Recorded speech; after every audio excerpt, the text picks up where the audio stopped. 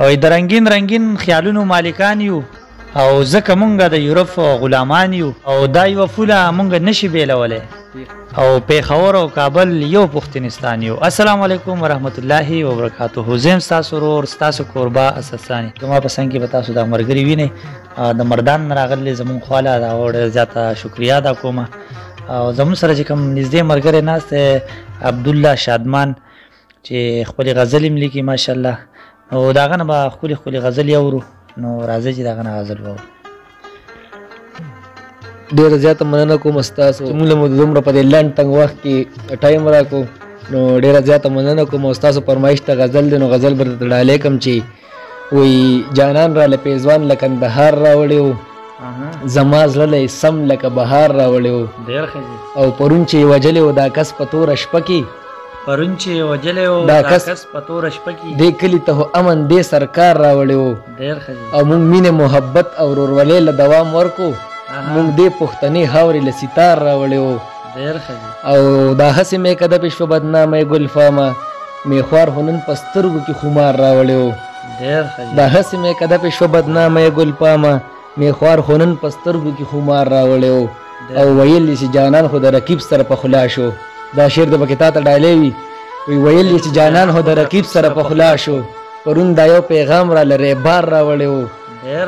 او دا یو شعر پکې ما په غني خان بابا لیکلی دی چې وایي دا ځکه یې نغمو کې دومره سوز او دومره ساز و بچې و د دې خاورې پښتون پلار راوړی و.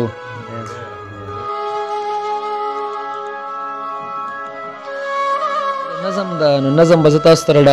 شعر کوم چې نظم عنوان دی منافقت. د نظم څه داسې دی چې وایي موږ د ذهنونو وسوسو کې راقید شوي خلک مونږ د احساس په زولنو کې بندیوانه بچي مونږ کو ژوندون کړی دی مونږ تل ویلات کړی دی خلکو زمونږ په مالونو باندې سخات کړی دی مونږ پورې خندا شوې ده نو مونږ پورې خندا شوې ده زمونږ په هره خوشحالۍ کې واویلا شوې ده چا چې وجل یم خغوی را باندې ننګ کړی دی مونږ په وړه وړه خبره باندې جنګ کړی دی چا چې وجل یم خغوی را باندې ننګ کړی دی مونږ په وړه وړه خبره باندې جنګ کړی دی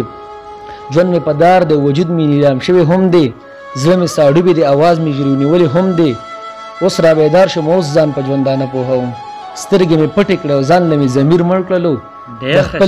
سترګې مې پټې کړې او ځان له مې ضمیر مړ کړلو د خپل احساس د تفکر نیزه مې ماته هم کړه ځکه چې دا دنیا خو ټوله په فریب چلیږي دلته کو ژوند کوې ډومبې منافقت زده کوه دلته کو ژوند کوې ډومبې منافقت زده کوه دلته کو ژوند کوې ډومبې منافقت زده کوه. قدرمنو کتونکو د عبدالله شادمان صاحب نه تاسو ښکلې ښکلې غزلې او نظمونه واورېد امید دی چې تاسو بیا په مقصد باندې پوه شوي که څوک هم زموږ په دې چینل کې نه وي نو چینل سبسکرایب کړئ د غنټۍ نشان ورسره ووهئ او د عبدالله شادمان صاحب نوې نوې غزلې به انشاءالله موږ ستاسو سره روانه ویډیو کې شیر کوو چېرته هم چې ښاد اوسئ اباد اوسئ خوشحاله اوسئ. السلام علیکم.